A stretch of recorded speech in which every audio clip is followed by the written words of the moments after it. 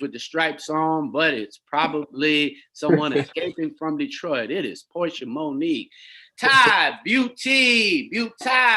It is Ty Cooper in the city today here at Rolling Out AM, coming in live from the Shag, live from Atlanta, live from Detroit. Ty Cooper, and of course, my main man on the microphone, on the ones and twos, on the remix. It is Romeo International, and then the intellectual extraordinaire author, and of course, sports agent. It is A.R. Shaw. We are Rolling Out AM. Wake up call. Good morning, everybody. The sun is shining. We're ready for another day. No one can stop us. Oh, we gon' learn to play our best. And I don't mind. So let's get ready. Cause it's about that time. Good morning, how do you? Good morning, how do you do? Good morning, time to be great. Good morning, time to wake up. Good morning, dance and play. Good morning, start to day. Good morning, open your eyes. Good morning, from the sky. Good morning to you. Good morning, how do you do? Good morning to you. Good morning, how do you do? Good morning. You see me on my grind. Ooh, stars got to shine. I'm a supernova. Yeah, you see me taking over. Yeah, I'm on the move. I got a way to shine attitude. So let me hear you say, every day we gonna learn and play. Every day. Hey, it's Portia Monique. Get your hand off your eye. Anyhow, it is Rolling Out AM. This is your main man, Munson Steed. Don't forget, ride is September 25th, 26th. It will be virtual for everybody out there. And understand, it is going to be one of the most phenomenal experiences that you'll have in your lifetime. This is the COVID time. This is the only life you have, so make the best of it with Romeo International. Ty, Beauty, everybody, look out for it. It's coming your way. Just don't know what to do. Monique, it is Portia Monique from Detroit City. What up, though, Portia? What up, though? What up, though? Hey, everybody. A.R. Shaw, resident intellectual, and of course, Terry Shropshire, First King James is there. And then, of course, from HU, all of you know who HU is, Howard University grad. It is Cass in the city. Good morning, y'all. Morning, everybody. Good morning, y'all. 64 degrees here in Chicago. It was 59 today for Detroit. Just crazy. That's y'all's fault. Just What's beautiful autumn weather. Get your ATL. jacket on. Get your new hats that you haven't worn in a minute. Time to get down. We don't control the weather. We do control ourselves and our mindset. This is your day. Make the best of it. Listen to no negativity.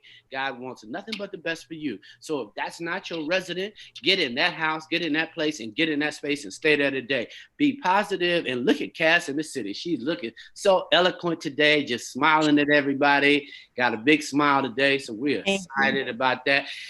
Ty Cooper, you've changed your picture on us. Who's that in the background today? Okay, y'all got to guess. Let me Can see. you see? I can see it. She's very good. We're going to spotlight you. Let's see. Oh, you see? Michelle Obama. No. Bruh, you got to be kidding me. Michelle Come Obama. again, Jesus. Really? I can't. Is that Eartha Kitt? No, you close. Pam Grier. Oh no, I never seen Sarah Vaughan look like that. I took this. I got Josephine Baker. Yes, Josephine Baker. Yeah, I guess on the first try. I never seen that image of Ashley cheated for us though. I never seen that look. She generally has a banana look every time I see her. Right. And that must have been an older picture. Well, it was after one of her performances. Oh, so she's in character. Mm-hmm. Oh, thank you, Ty. We needed that. We needed that. I'm gonna have to take it back. It was not Nicki Minaj. Hey. The producer said, "Come on, y'all." Ah! Oh, gee. I bet CeeLo would have guessed it. He guessed Dorothy Dandridge last week. I knew that was Oh, no, Dorothy. that was a classic Dorothy Dandridge image, though. Yeah, I'm gonna try to pull them out on you. Yeah, keep pulling them out. We need to keep loving them, showing some love. They're right here with us every day. So they paved the way. They definitely paved the way, sacrificed a lot so that we could get a little more out of this life. So all respects to the ancestors coming through. Cass in the city, it's your time. You're up, love. So do your thing, do your thing, do your thing. It's your turn, do your thing.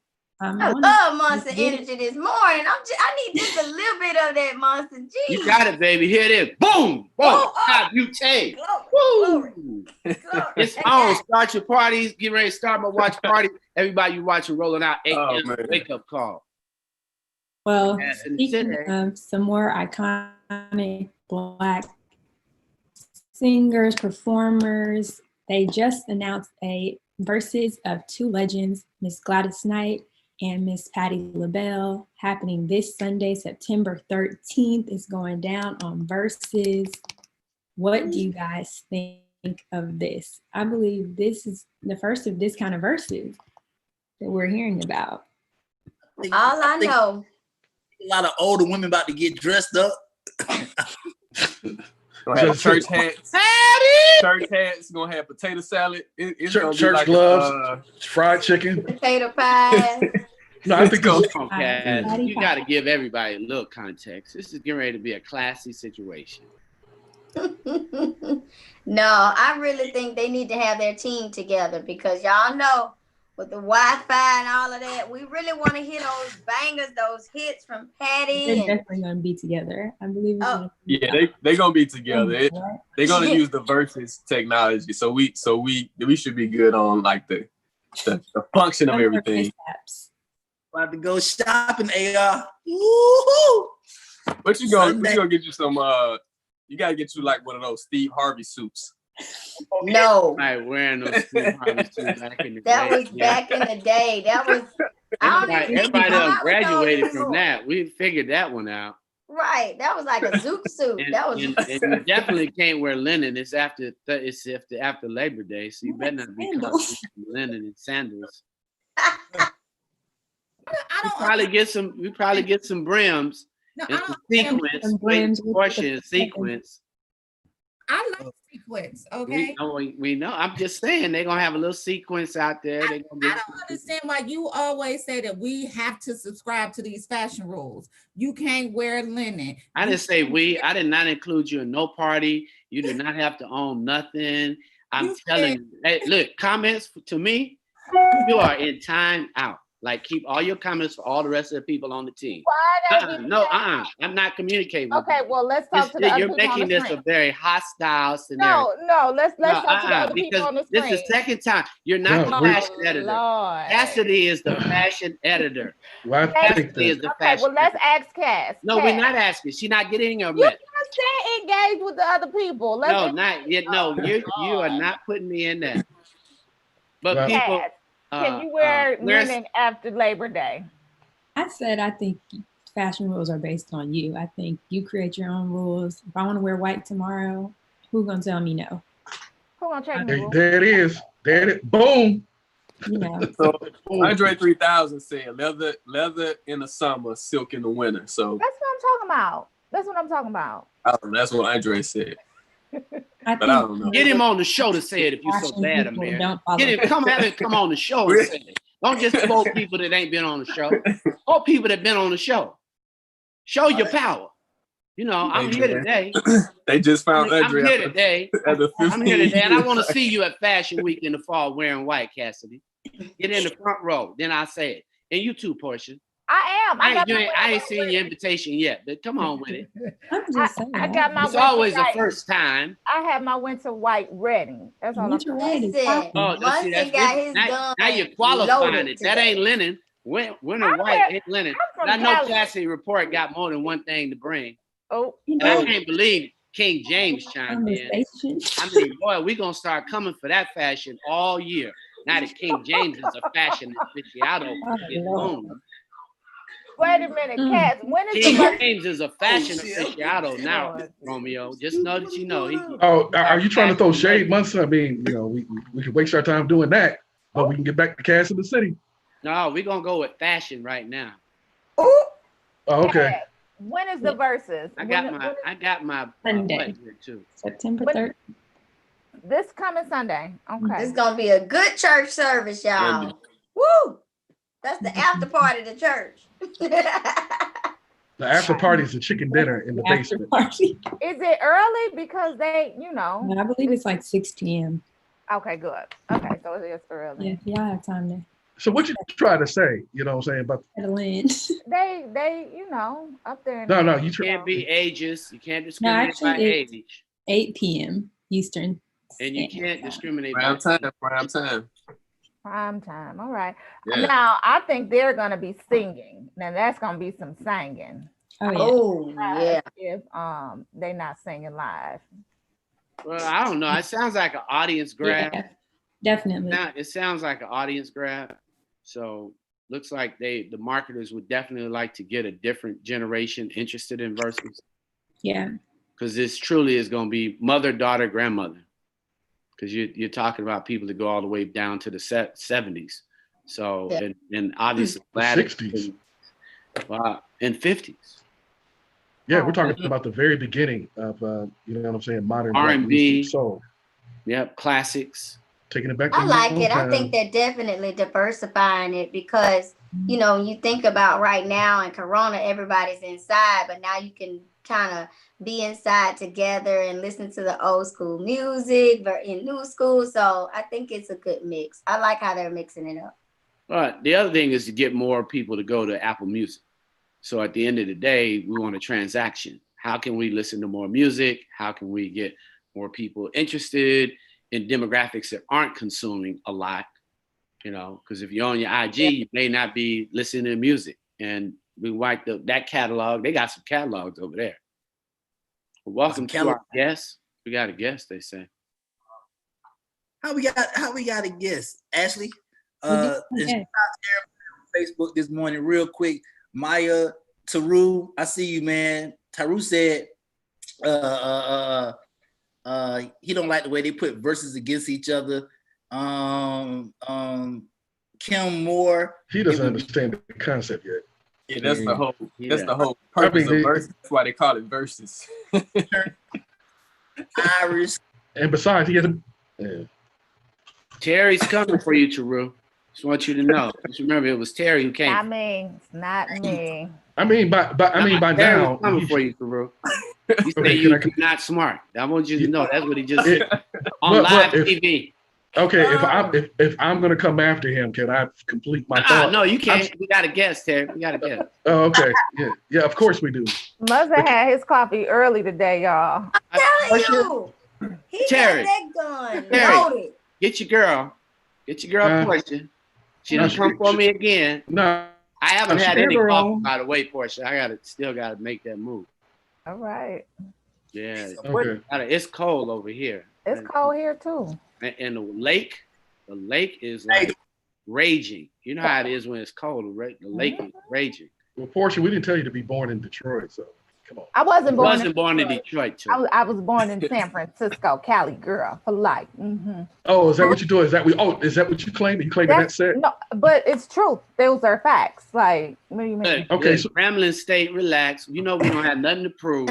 We have nothing to prove. We're not trying to prove anything.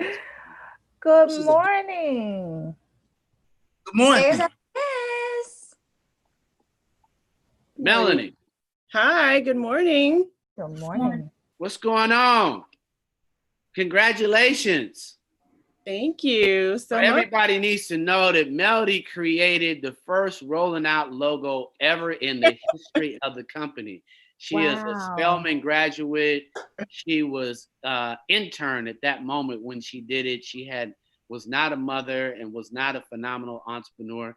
And she's been selected as one of the key entrepreneurs. So Melody, share your vision, your creativity, and even for one of those sisters working and winning in a wonderful way. We really are so proud of what you're doing and all that you do with your brand. Oh, thank you, Munson. Yes, well, as Munson mentioned, I was a former intern, created the first rolling out logo. So I'm trained as a graphic designer and have done design my entire life. And throughout my career, have just decided within the past 2 years to put together things that I've been creating here and there, bits and pieces, stationery, t-shirts, and also sort of curating my favorite things, which are fashion, accessories, jewelry, just something to make your outfit pop, and put it all together in an e-commerce online shop, and recently was featured on HSN and QVC through the whole Curate retail group. They're all under one umbrella and also encompasses Zulily.com. And so what they're doing is they had selected 20 business owners earlier when the pandemic first started. And then they decided to go ahead and feature Black business owners, spotlighting them, giving them visibility on all their digital platforms. So that just happened this week. I was on Congratulations. Thank you. Yes. Yeah, it's been really fun. So yeah, on our website, we have apparel. What I like to call is colorful, joyful, colorful, and inspiring for women business owners, or just women in general, women's empowerment, just lifting us up, inspiring us, adding some color and joy to your outfit, to your day, whether it's a gift that you want to send to someone to say, you know, you rock, congratulations, thinking about you, or if you just want to get yourself something, or both. That's really our mission, just to make people happy with the things that we design. That's awesome. Definitely very needed in this time through fashion. So I love that. Tell us how did you start with graphic design? What was your introduction to that? Because it's obviously led you in this path, but was it schooling? Was it just something that you were always naturally drawn to? I wasn't naturally drawn to graphic design. That's a really great question. I went to Spelman, as Munson mentioned, and I did a minor in art. And one of my good girlfriends was always in the computer lab working on Adobe Illustrator, and I was just drawn to it. I was like, what are you doing? Even though we did all of the other traditional art forms, sculpture, painting, drawing. And so what happened is the last semester, I just started teaching myself. And this was back in 1996 when it was just very rudimentary, very basic, but also it really used the principles of art and design to have the computer bring your designs to life. Mm-hmm. So I actually created, this is a really crazy story, but I actually created my first piece at Spelman. I digitized a African sculpture, and then I created my own invitation to Spelman graduation, just as a piece of art.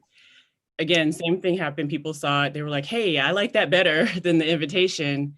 So as a senior in Spelman, never having printed anything before, not even knowing about the printing process or anything, I found a printer in Decatur, Georgia, commissioned them to print up these invitations and stationery and envelopes and sold them. People were like, they wanted to buy it. And so that was my first project.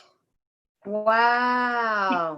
I see a lot of things behind you there. So is that, show us some of your items, some of the stationery items. Sure. Yeah. So yeah, behind me, there's all kinds of things, but yeah, behind me, I have, these are some of the things that we create in the shop. We do a lot of personalized items. So that's cute. This is like a makeup bag. It holds a lot. If you know, I know you know, like we're traveling, you need to bring your stuff. So we personalize this as something, these are my initials, but you can put anything you want on it. We put the rolling out logo. I love the fact that we do a lot of like corporate gifting, so we can add logos to things, but these are just some of our little greeting stationery cards. So this killing it. This is a folded card, so you can write whatever you want in here. But then we have like, these are more just like of the folding cards, but then I have these patterns that I have, like the leopard pattern, This says Better Together, which I see that's on the picture too behind you. Yeah. That is a poster. I felt like I needed something behind me, and I was like, why am I buying something? I can make my own. I can use my own artwork as background. Yeah, we have phone cases. We have like, this is something cool that I did as a custom design. I created these during October for breast cancer awareness, and people were buying them, and they were adding little gifts to them. I don't know if you've ever known anyone in chemo, but they have to have like socks and mints and just things to keep them comfortable during chemo. So these women reached out to me, and they commissioned me to have these bags made, designed. Then I did another batch in the blue for, the male set. But these are just a few of the things that we create in collaboration with our customers, because we do a lot of custom design and kind of co-creating. So I want to touch on a little bit. You said about your picture in the back of you. You were like, why would I buy a picture and I can make it myself? And I know, when you said that, I was like, wow, that's it. Because a lot of the times people feel like, oh, I let me search for it, let me find it, and let me buy it. But you took it a step further and was like, no, if I don't see it, or if I see it, I'm going to do it myself. I'm going to, commission this myself and put it together myself. What drove you? What pushed you to, just be bold about it? And was like, you know what, I'm going to do it myself. Because a lot of people get stuck in, no, I'll just buy it, or get mad and get an attitude about it not being out there and not go for it. What was that purpose? What was your drive behind that? I love that you said a lot of people get mad and get an attitude. I will say I probably was one of those people before as well who would have been looking for something. The funny thing is, I had a poster back there. It was something I didn't have to find it. I didn't have to look for it. I found it. But because I knew that I had this opportunity to show my work and talk about my store, and my background and my surroundings was going to really illustrate everything that my work is all about, I kept looking at during the test. So QVC and HSN had to do like these tests on Skype. We had, that's how they projected me live into their studios. So when I looked at the test, I was like, why is this behind me? That's not my work. And they want to know about me.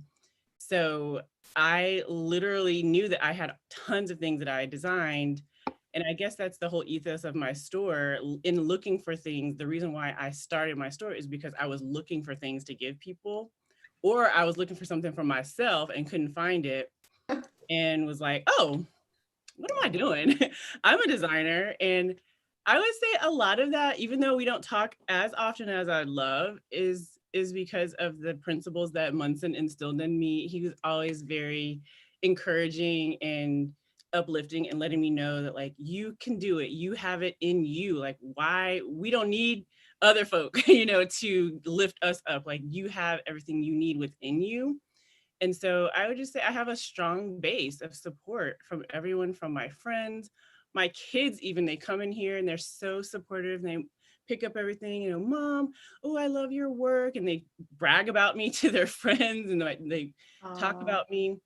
They come in here and they help me pack orders and ship them. So I would just say the support to know that I have everything that I need within me is what created that boldness. That sounds like a t-shirt. I have everything I need in me. Hey, I like it. It does sound like a t-shirt. Boom. Boom. Boom. He's dropping some stuff. Always dropping some knowledge. Always. Golden nuggets. It's funny you said Munson, because I was gonna say Munson is always, like, even for me in beauty, he's like, Ty, he was like, what lipstick you got on? And I would say, I would say a brand, some other brand. And he did the same thing. He was like, no. He was like, Ty, you need your own. And that's exactly what I've in the process of doing launching. So he's dropped a few seeds Not a few. It sounds like he's dropped. Y'all already have it. We've got to encourage. It's That's a shirt too. It's what community is. It's all about community. You can't sit up every day. There's an angel between the two of you. She says she has a line. She's got it. I'm like, just make 2 T-shirts. You can't wait for nobody to give you a start. They're not gonna tell you, oh, do this. They're just not gonna do it. And I've always known that, Mel all over from Pasadena, you name it. She ran a shop. She understands. She's run other people's companies. This is her moment. This is Ty's moment. This is Cassie's moment. And you can have this and that. You can have a job and it's a job plus. You ain't got a job plus. Don't get confused, And then when you've got the courage or you've got enough coming in, then do it. But if not, your weekend sell, your week online sell, after work sell. But Mel, you're so beautiful, intelligent, just the fact that you are bold and they're recognizing you. I just want to say thank you and congratulations and keep going because you got it. You got it and you know what it is. I think your vision is there. It's coming true. So, and everything's online. And I can't wait till you're in blackbookstore.com. So another place for them to link to and find your stuff. So I just now tell us where to find your stuff. Yeah, you can find me on luckyandlovelyshop.com. And I'm on Instagram at luckyandlovely. And you can link to the shop Instagram from my Instagram. But yeah, thank you so much for the opportunity. Can't wait to be on blackbookstore.com. Yes, coming soon. We're in beta. Sport my lipstick from Ty. So Beauty, September 20. We got some real hot things coming your way. A Ride Lab with the Beauty launch. We're all there. It is going to be one of the most exciting days for our brand family. We really want to thank Melody for all you do for coming on, rolling out AM, the wake up call. Thanks, Mel. We appreciate you. Hey, everyone.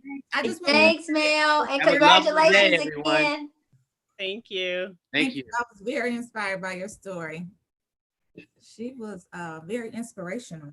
Yeah, she was like, it wasn't out there, so I made it. I like that. No, and I definitely, I'm adopting that mentality. When you see, like she said, all the art, and she's like, well, I can create that. I don't have to buy that. I can create that. So I definitely love that mentality. I don't agree with Portia. Portia's still on my bad list. Today, I only love you and Cassidy. Portia on my bad. Let me tell y'all how much I care about being on Romeo's bad list. Her whole self came on screen. I think she was standing up. That's how much I care about. Did she just take Romeo off the screen? Oh, she is so true.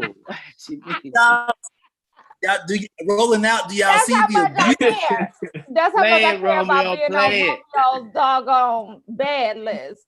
Sure. Did you cancel? Listen, Romeo, you cannot come for her. She just canceled you completely. I don't even think we can hear him anymore. We can hear him. Man, we don't even see him no more. He's right there. There you go, he came back. Anyhow, he's over there. Just so we clear. Yeah, right there. All right, y'all got another guest. It's great to see you guys. It is Chicago City. It is nice and cold. You're watching Rolling Out AM, the wake up call with Ty Cooper, Cass in the City, and Portia Monique from Detroit City, A.R. Shaw, and First King James. Portia in these streets giving away $2 million a month, Amir. $2 million a month. Yes, I am. Get that lady her money. Wait, that's my Don. My Don. Hey, my Don. Hey, Don. Hey, Shay. What's Shay? Hey, Romeo, today, Munson High today, and what do we got a whole bunch more men today because it is. This brother, I just wanted to say hello to y'all, and I'm getting ready to hop off for a minute. Oh, that's it. I'm gonna stay on, man. Go ahead. I love it. They came through. We didn't have any hats today. Last week it was hat day and scarf day. So now they channeling beauty day. So I love it. Welcome MSP. Welcome Minneapolis. Welcome Twin Cities. I love it. I love it. I love it. I love it. Well, So, today is all about beautiful Black men. Men, yes. So I thought it would be fitting that you do sit in on this one or listen. I wish I could be with y'all the whole time, but this CEO life is just all about me making deals so that we can pay this rent and get on broadcast, and me and Romeo get off AM and get on FM. So we're working and negotiating our next platform move. So we're really excited. Thanks, ladies, for tuning in. Y'all can do your thing. Absolutely. Thank you. Wake up call. Well, you definitely started off right. Beautiful Black men. Continue. I'm here. Okay. I'm wearing and I'm gonna repost some old content, but I don't know if you can see it. And I apologize for the lighting, but my sweatshirt does say Black men are dope. Period. Yes. Period. And the period is very important. Right. Don't at me. It's not up for discussion. We're not debating. We're not equivocating. We are 100% sure that Black men are everything. I'm about to cry. You got that? You feeling good, Romeo? Hey man, we need that you energy. feeling good? Jamil, you feeling good? We need that energy, sisters. Thanks for the queens to bring us that energy this morning. We need that. We love y'all. Yep. We love y'all. It's one of our favorite topics, isn't it, Don? It actually is one of our favorite topics. It's like, I think it is. We talk about this a lot. Yeah. Yes. So what we jumping today? Pardon me? What are we jumping into today? Oh, where is he? I saw him a second ago. Where's Jamil? Oh, there he is. Hey. Hello. Yeah. There you go. There's my boy, the wonderful Jamil Ford, the infamous. Yes. This is a great opportunity. I have to correct. Anytime someone says infamous, I have to correct them. So infamous is bad. We want to. Hello. Famous, the famous Jamil Ford. Famous in Minnesota. There you go. Get it right. Yeah, sorry. Let me make sure. Let me regroup here. Yes. But this is one of my faves, one of my good friends here.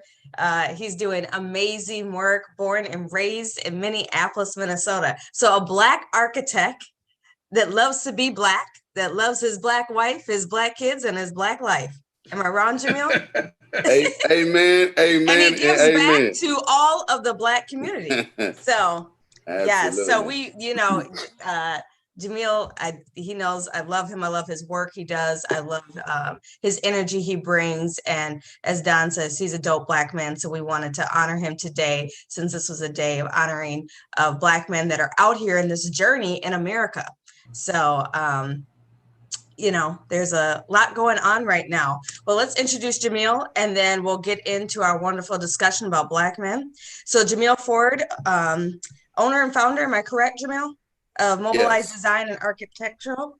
Jamil is nationally recognized designer and developer that's focused on changing the urban environment through great design. Jamil has 20 years of architect experience. His passion is working beyond bricks and mortar. He enjoys the interaction of people through architectural, with the emphasis of how great design can solve all classes and communities.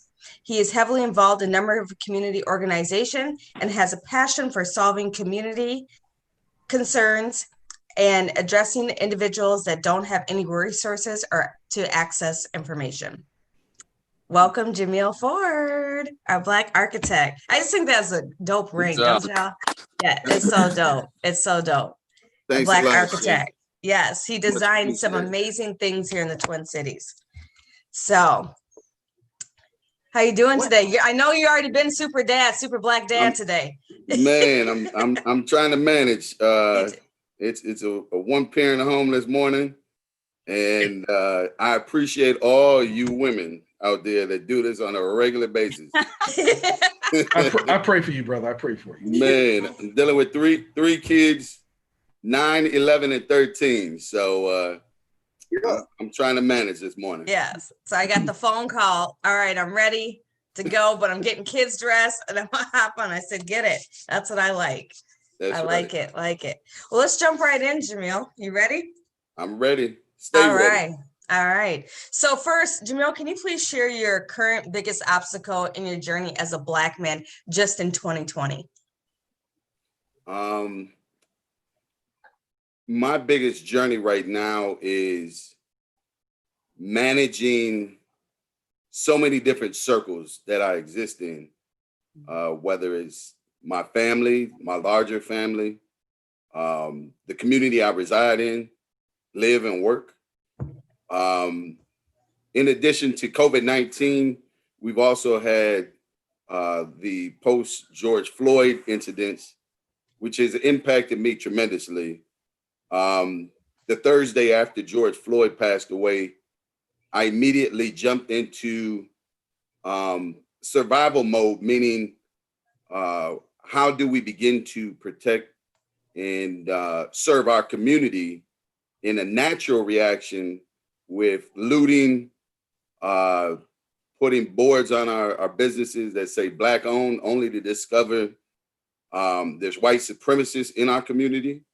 And so I never bared arms prior to this George Floyd incident, but more recently, I've been collecting more ammunition and various things like such, not because of want, but because of necessity and the reassurance of making sure that not only my family, but my community is well protected and served. And so I think it's a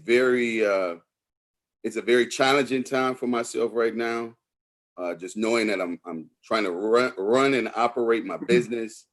For 2 weeks straight, post George Floyd, my offices were shut down either because of the building being boarded up or situations of having fire threats on the building that we work out of. And so it's been very, very challenging, but more specifically being Black in this day and times has also been a little while just trying to navigate our white counterparts in the business worlds, in the community. You know, there's almost been this feeling of our obligation to tell our story, or hey, what's going on? How do you feel, Jamil?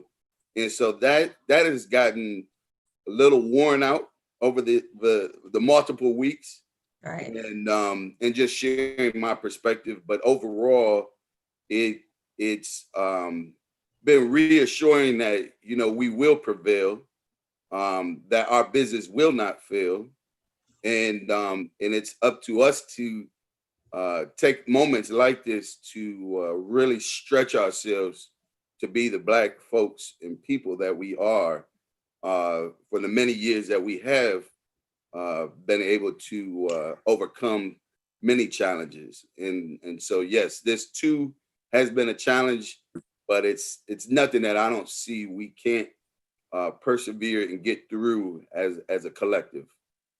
Well, Jamil, thank you for that response. And it sounds like you definitely answered the second question as well. Right. How are you navigating the highs and lows of being a Black man during epic times in 2020? You know, I want to know, what are your non-negotiables as a Black man? Because as we are moving forward in these epic times, we see who's out there truly supporting us. We see crystal clear. We have so much more clarity in these epic times on where people stand. And so I have had to draw a line in the sand as a Black woman. And I want to know, what are my brothers doing? What are your non-negotiables? Non-negotiables to me means not devaluing my values, my spiritual beliefs, who I am as a person and individual. There's, you know, I just sent out an email yesterday just noting to some other developers that are interested in exploring or navigating their ways through urban neighborhood of mine, North Minneapolis. And I just had to just frankly tell them that, hey, I've spent far too much time existing, living in this environment, not only to see the work of great things coming out of this community, but I want to be the change that I expect and see in this community. And so making sure that we are, or I am going to be satisfied moving forward. So making decisions that I can look back on and be very comfortable knowing that I've not jeopardized my family or the community that I reside in, whether it's me as a resident or business owner. Gentlemen, Romeo or AR, can you guys relate to this? That's why I love Shay and Don. I am freaking love. So check this out, Jamil. You hit something that struck a chord with me. Navigating the conversation. Now, this is gonna sound bad, fellas, but this is just coming from me. Like navigating that conversation, I can't worry about the Black community right now, right? Because, like you said, my conversation is I have to have a conversation with myself. I have to have a conversation with my family. I have to figure out a conversation with business, and then I have to figure out a conversation with the community. Because what I've seen, you said, between George Floyd and this happening and that happening, Black men have had to learn how to listen different and read different. Now we have to listen to people different when they talk to us. Like, so to see if we can catch the sign if it's authentic or not. Yes. Or we have to reread the email now just to make sure. You know what I'm saying? It ain't something that we miss. So it's hard for me. I'm speaking about me. It's hard for me to worry about the Black community as a whole, because now, hey, aunt, uncle, nephew, little cousin, hey, let me tell you guys how to move this week, because it's gonna change next week. But let me just tell you what you need this week. So I applaud you for doing that. But I appreciate the fact you said navigating through each conversation that you're dealing with when it comes to people. Yeah. And Jamil, remember the other day I had asked you, I said, when you're in your four walls at your architectural firm, you feel safe. And you said, as soon as you step out of those doors, it's on and popping every day. Absolutely. Just so you even walk across the street to your next meeting, like you don't know. And so for the rest of you gentlemen, how does that feel? Like, as Black women, I feel like, and maybe Don and I feel like you guys, as soon as you walk outside, it's like you got to put this, bulletproof shield around just to maneuver to get to the car. So how do you guys deal with that on an everyday basis? How do you move into self-care, knowing that that's how you have to maneuver, like you're saying, every day? Prayer. I just stay in prayer. Mm-hmm. I just pray before I leave the house, and then I must let that marinate in my spirit, and then move about as if everything is going to be okay, and leave it and trusting in God and in a higher power. So yeah, I use prayer and I use affirmations to help settle my spirit, because the first 3 months it was okay of this COVID and the national insurrection. But man, after 4, 5, 6 months, man, you start to get a little, anxious. There's anxiety building up in your spirit. So, I've used some yoga practices, what I'm saying? Some meditation. Wonderful. And, I've increased, my repetition in terms of power walking and jogging to, ventilate that stress out of my body, to flush that stress out of my body, the anxiety out of my body. And then I stay in prayer, but I live my life. So, you know what I'm saying? You still have to live your life to the fullest, because living in fear is not really living. Right. Completely agree. Gentlemen, do you agree? I think, for me, it's definitely about being aware, right? Definitely, like it's almost like you in game mode. Like, I'm sure all the fellas play basketball. And so when you play basketball, you're the point guard. You got to look at the entire court. You got to see where everybody is on the court. When you walk outside, you got to see where everyone is. Where is this police officer? Where is this police officer? Is this police officer looking at me? Is this person considering maybe coming up and robbing me? Like, you have to always pay attention to everyone around you, your surroundings. To me, it's always about being aware, always keeping your eyes open. A lot of people walk around with their heads in their phones. That's really a dangerous thing. Like, you should always be aware of your surroundings. So as a Black man, I think for me, it's important for me to always keep my eyes open, to really understand what's surrounding me. And if I see an officer looking at me, then I'm able to react better than versus he's sneaking up on me and I'm not seeing what's coming at me. So I always tell people to stay aware at all times. Always know what's happening in your surroundings, because you never know. It's dangerous out here for Black men because they, for one thing, they fear us in a way and they don't understand us. You get pulled over by a cop. It's a whole anxiety thing that we go through. It's a life and death situation, dude. Yes, it's a life and death situation. We don't know if we're going to make it out alive just getting pulled over for a stop sign. So it's a situation where you always have to be aware, always have to pay attention to what's happening. Yeah, that's interesting because I went power walking just yesterday, and I never see a police officer in my neighborhood. But yesterday, as soon as I walked out, turned the corner, there was a cop right there staring right at me. And I'm just like, I considered turning around, but I just kept on going, completing what I had to do. And so, yeah, it's an interesting time because I don't remember living like this prior to this year, prior to this era, in terms of being aware and being afraid to even be watched by a cop. I used to enjoy having a cop in my neighborhood. Now I don't even want to see him because I know that any interaction with the police officer could be my last. So these are very tumultuous, precarious times that we live in right now. Right. And I know my boyfriend and I had a discussion. He goes walking every morning. He doesn't leave without his ID. And I was like, why do you leave with your ID? He goes, are you kidding me? He goes, I'm a Black man with a black hoodie on. He goes, he doesn't leave with, and so I never think of that, right? I got my music and I want to make sure I'm getting my steps in. Yeah. So I'm gone. Hey, and he that's goes, true. I would never think to bring my ID to walk in my neighborhood. Yeah, that is just so much. This is my VA card. I every time I leave the house, I put this around my neck and I wear it to everywhere I go because I feel safer with it. You know what I'm saying? Because it's a sad reality. So that's truth right there. Right. So with all this being said, gentlemen, and Jamil, you can answer the question quickly. How do you ask for help during this time?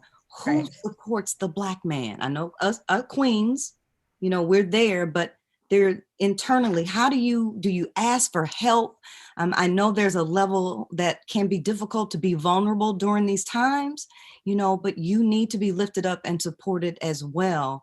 And are you guys able to ask for help? Do you have the support you need to go out there and do what you need to do in our community? So is that doable? Are you able to do that as a Black man? Romeo's shaking his head. I'm gonna say for me, I'm gonna say no. And here's my reason. It's no because of the fact that the way my family structure is built, no girlfriend, not married, single, but I have to, my mom, how she looks at me, my aunts, my aunts, how they look at me, the cousins, the female cousins, how they look at me. I don't have my family structure is built up probably of 70% women. I don't have a luxury of not being strong. I don't have that. I have the luxury of having the answer. I have a luxury of fixing the problem, and I have a luxury of getting it done. That's my luxury in life right now. So for me, no. I think for me, it's always important to find older Black mentors. So if it's something that I don't know, I'm gonna ask my father. If it's something that I don't know in business, I'm gonna talk to Munson. If it's something that I don't know in the field, I have older mentors that I talk to all the time, where it's I'm always soaking up advice because an older Black man is gonna tell you something that you don't know, because he sees things that you can't see. So for me, it's important for younger Black men to lean on older Black men to kind of help them through this journey. So that's for me. That's what I do. I always try to lean on mentors to help me get through difficult times. That's good. Jamil? I would chime in and just say all of the above and what I've heard.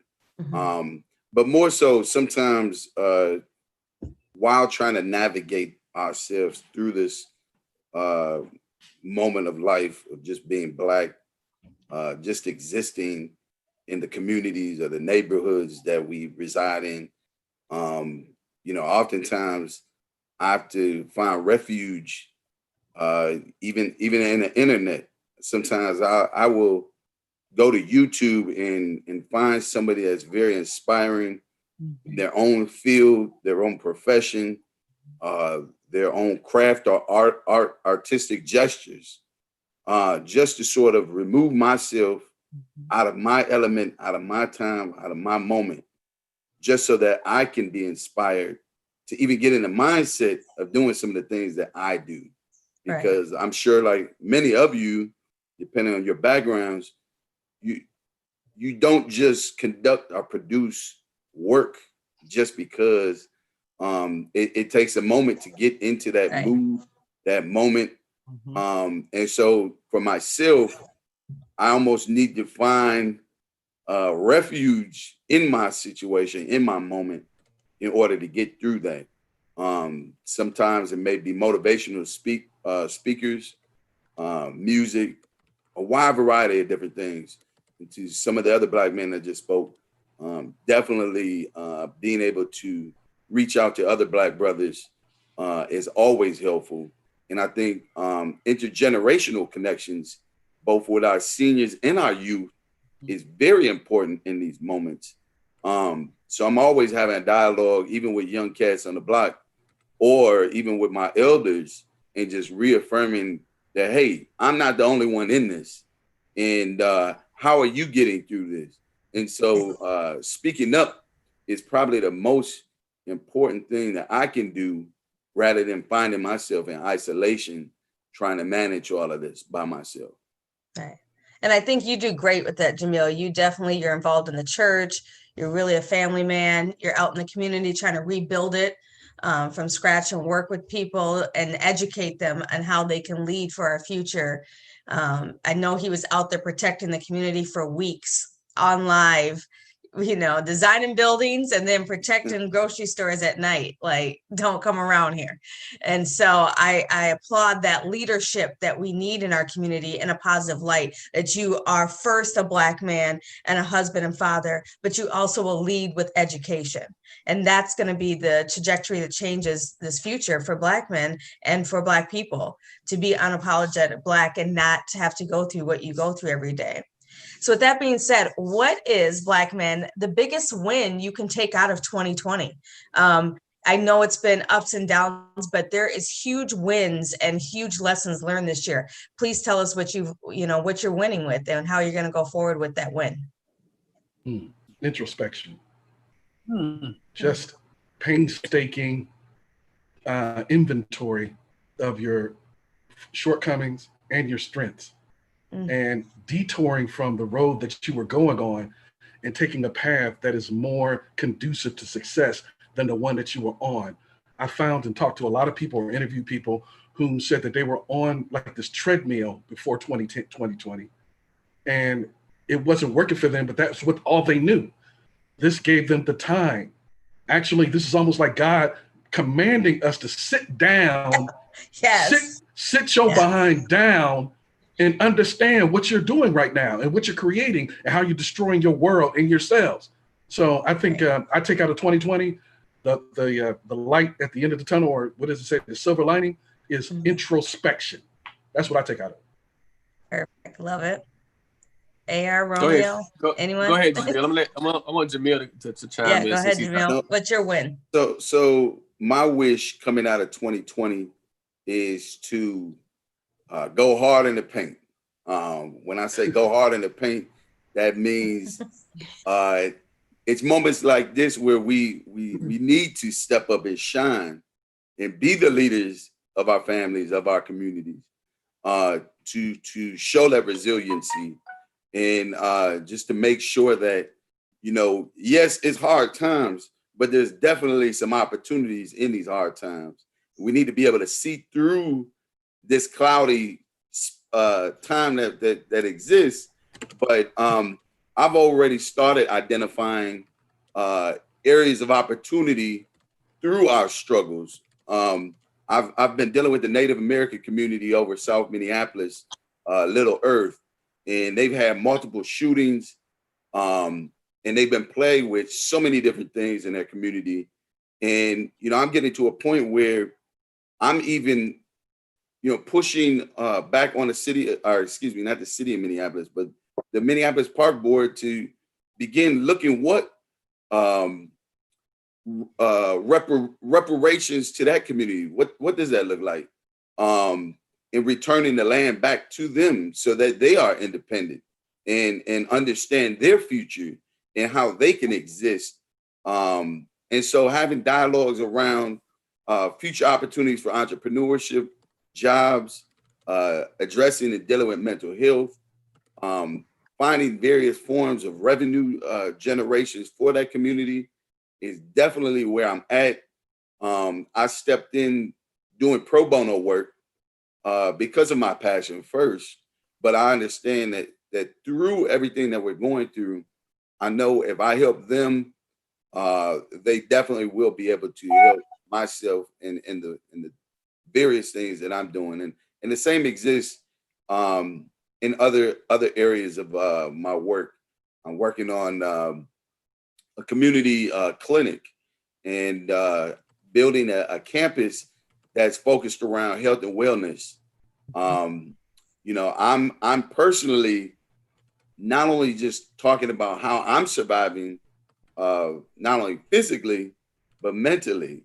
And what does that really mean to myself? Through all of this stuff, I've even discovered that I had high blood pressure. And so because of my crazy and chaotic schedules, I haven't had the ability to isolate some time for some physical fitness. However, I do try to mix it up with some riding bicycles with the family and the kids every now and then. But I need to do more. I need to schedule that time for myself so that I can get better. But moving through 2020, things are getting better. Things will get better. In 2021 will be a wonderful opportunity for me to see the light at the end of the tunnel. That's great.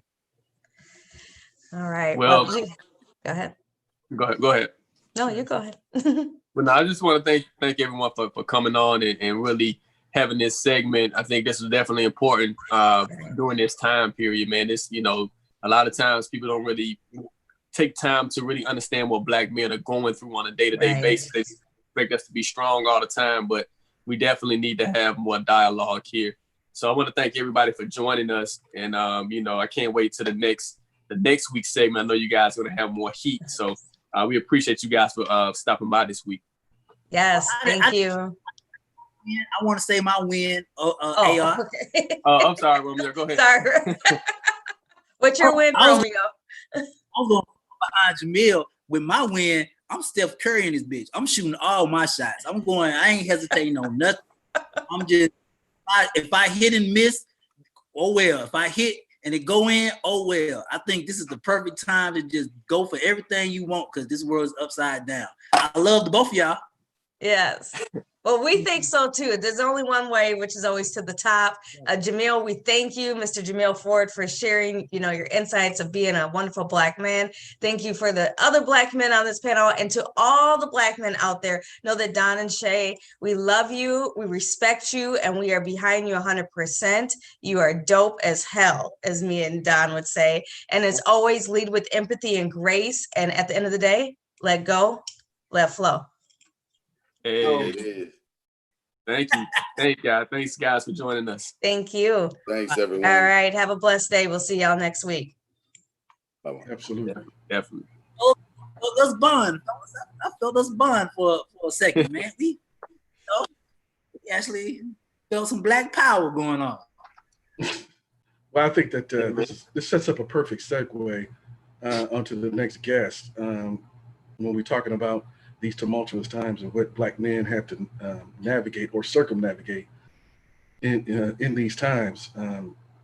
our next guest is the mother of Botham John, who, as we know, was murdered in his own apartment in Dallas by a former police officer who called herself a police officer, Amber Geiger. And she's sentenced to 10 years in prison. And of course, she is now appealing that murder conviction. I don't know on what grounds, but the point is that there's a documentary that's coming up this week. It's called The Ballad of Botham John. It's going to air on Thursday, September 10th from 9 to 11 p.m. on the Investigative Discovery Channel. And we wanted to welcome his mother, Miss Allison John. Welcome to the show. Thank you for coming on to Rolling Out AM Wake Up Call. Thank you very much. Thanks for having me. Good morning to everyone. Good morning. Yes, and I've heard, I believe I said it correctly, but I've heard multiple pronunciations of your name. So if you could just introduce yourself. Yeah, I'm Allison Jean. You could leave out the N. Jean. And I'm mother of Botham Jean. Okay. It takes a tremendous amount of courage and valor to be able to talk about what has happened and transpired in your life in the last 3 years. But you said that you felt that this story needs to be told. And so I wanted to find out from you, at what point did you say, let's go ahead and go through with this so that the world can understand everything that went on and what has transpired since? Well, immediately following Botham's death, I'm sure you saw that there was protests. His name was called all over. There was international news on Botham's death. But maybe 6 months down the road, we started hearing other names of Black men and women who were killed at the hands of police. And when I heard the long list of names, Botham was missing. So I realized that with so many murders of Black men, Black and brown men and women, there are names that are going to be dropping out, and I didn't want my son's name to drop out. So that was what propelled me to accept the invitation to do the documentary on him. Let's see. I have so many questions, but I wanted to make sure that my co-host had an opportunity to ask some questions. So I yield the floor to A.R. Sean, Cass in the City. Yeah, nice to meet you. I'm grateful to be in your presence. I actually was in the courtroom in Dallas during the trial. Oh, yeah. Yeah, I was there. And it was, just sitting in the courtroom. I was in the back of the courtroom when they did the sentencing. And for me, it was just, I don't know, it kind of took me aback, when I heard the sentence. And I can just imagine what it felt like for you. Like, what was it like in that moment? Because I mean, when I heard the sentence, for me, it just took my breath. Like, I couldn't believe it. Personally, just for you and your family, what was that moment like when you got when the sentence was read? Honestly, when the sentence was read, I had no emotion because I was really looking forward to a murder conviction, which I got. Okay. So for me, the time didn't matter. I just wanted to make sure that this girl was called a murderer, that she got a murder conviction. Yes.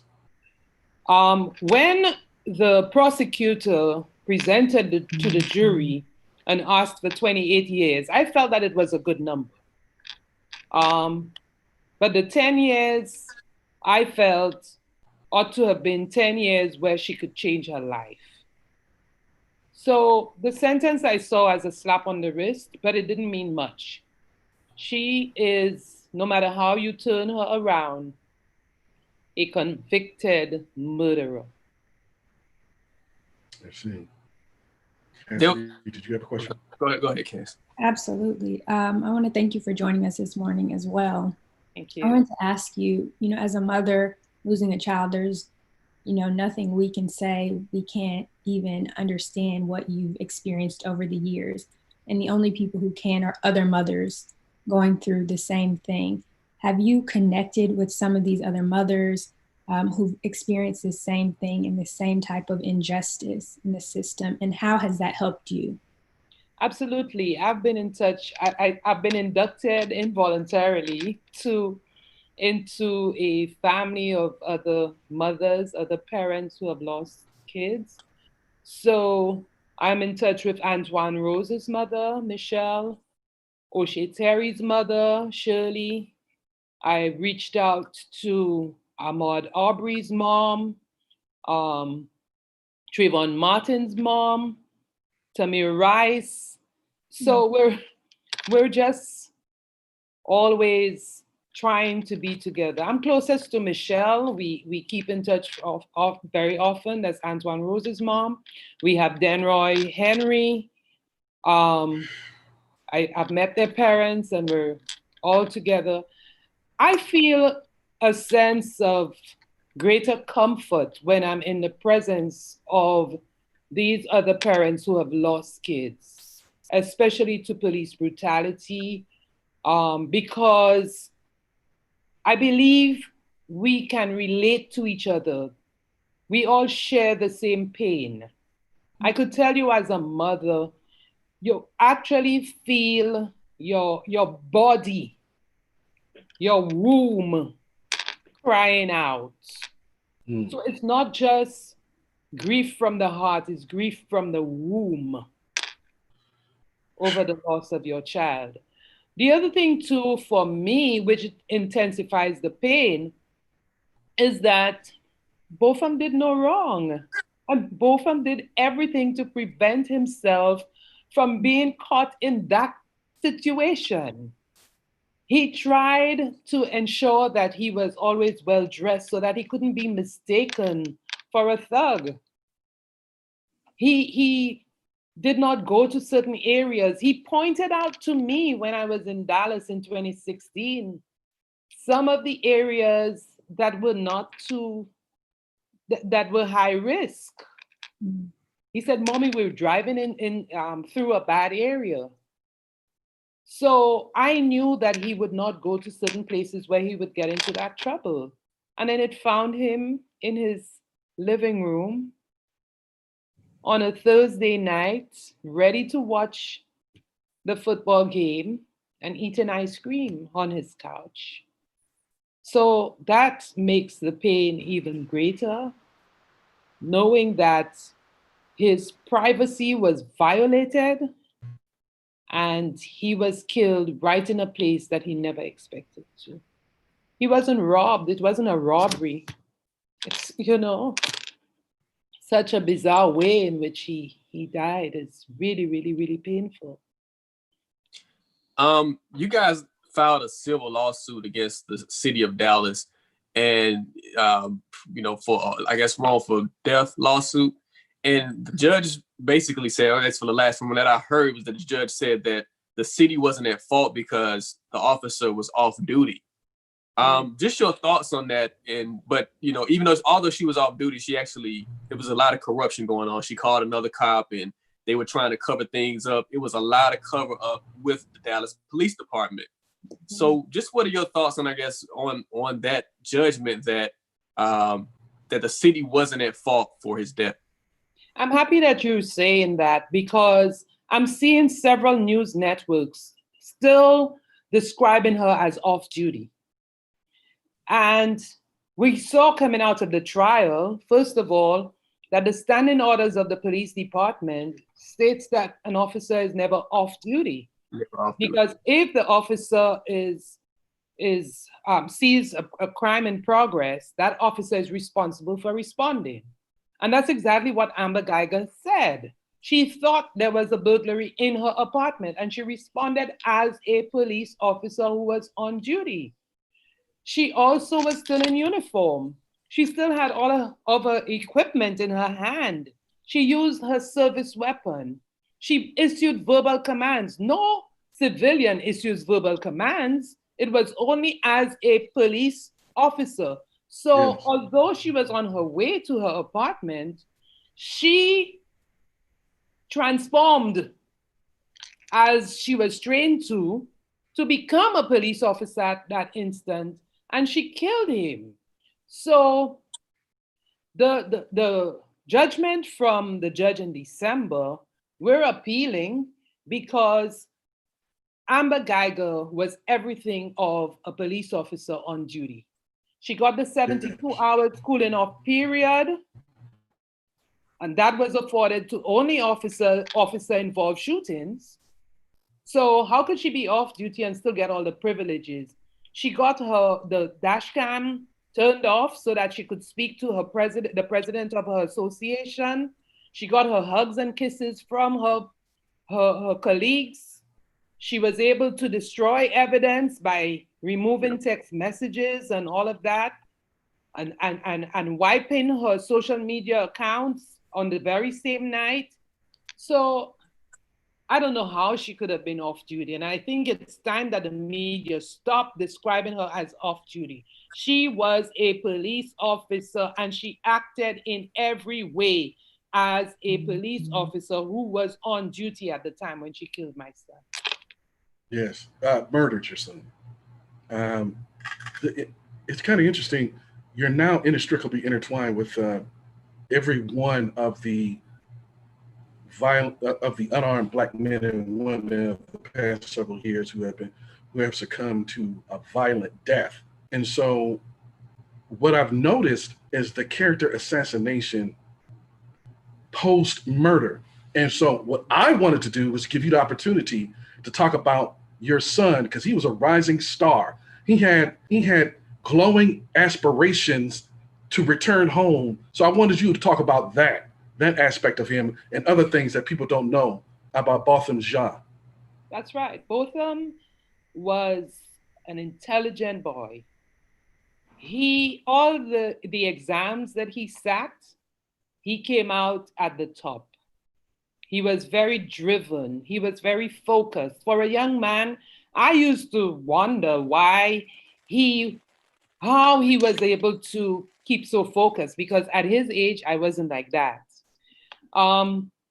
Botham, he chose the school that he wanted to study at. He wanted to go to Harding University, and he gave all the reasons for wanting to go to Harding, especially because of the spiritual component that is added to the school. So Botham did Bible, a course called Bible, every single semester for the 4.5 years that he remained at Harding. He loved to be in his church singing and everything, but at the same time, he was studying accounting.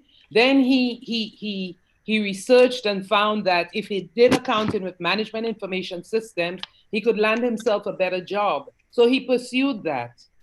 He got into PwC in Dallas on an internship that was supposed to be for 6 weeks. They kept him for 6 months and made him an offer for a job to come back the next year. So Botham pursued a life away from any criminal activity. He was not getting, I've never heard him, up to now, I'm waiting to hear somebody telling me that he got into trouble. I've never heard that he got into trouble. And he focused also on his country, St. Lucia. He wanted to come back to his country, St. Lucia. He always kept saying, Mommy, I want to make St. Lucia a better place. I want to contribute to the development of my country. So he didn't think of being in the United States forever and ever. He thought that it would be a good foundation. And then afterwards, he would spring back and help his country. And he started doing that from the age of 20. He brought a team of students back to St. Lucia, and they visited the delinquent boys' home, an orphanage. They reached out to the elderly, and they were just doing a lot of work in the community. So Botham was a child that every parent would want to have. And I'm really proud to be called his parent. As we begin to close, and thank you so much for coming on, when the people watch the documentary, what is the message that you would like for people to get or what do you want what is your reasonable expectation of what people can get out of this documentary? 2-part documentary, by the way. Yes, I want people to see that the situation in America is critical when it comes to Black lives. When we talk about Black Lives Matter, it ought not to just be cliche, but it shows you that if in the comfort of someone's home, they can still be a threat because of the color of their skin, then I'm afraid you could ask, where else could you be safe? So the calls and the protests against police brutality and the calls for recognition that Black Lives Matter need to be sustained. We must keep it up, America. The world is watching. I am sitting right here in St. Lucia in the Caribbean. But the message of America is worldwide. Yes. So how do you want what profile do you want of your country? Because we're certainly not hearing that about other parts of the world. I mean, there's war and so on in the East and all, but it's not against a certain race. That's right. America is unique when it comes to that, and we must change that trend. There is systemic problems. You have racial, you have white supremacists, you have racial segregation, and you have police brutality. So what I saw Botham got was everything intertwined because he was killed by a white female police officer. You have you have everything. He got everything in one. Yes.